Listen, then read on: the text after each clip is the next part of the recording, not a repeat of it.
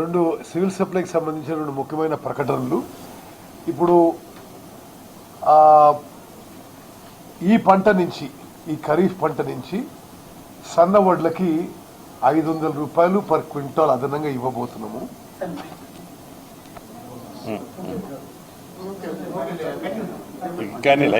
ఈ ఖరీఫ్ అయిపోయింది, ఒకటే నిమిషంలో.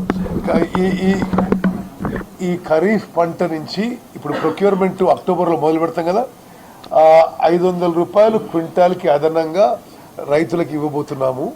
అదేవిధంగా జనవరి నుంచి ఈ రేషన్ కార్డులు, ఈ రేషన్ హోల్డర్స్కి ఇప్పుడు దొడ్డు బియ్యము కోర్స్ గ్రెయిన్ ఇవ్వడం జరుగుతుంది.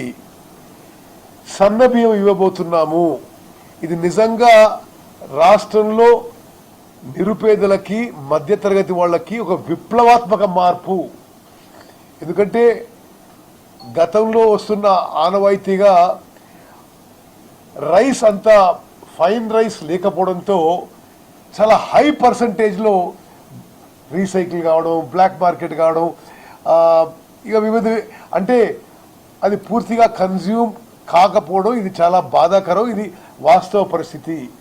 అందుకోసమే మరి మా క్యాబినెట్ తీసుకున్న నిర్ణయం, జనవరి నుంచి రేషన్ కార్డులలో ఫైన్ రైస్, సన్న బియ్యం ఇవ్వబోతున్నది ఒక విప్లవాత్మక మార్పు.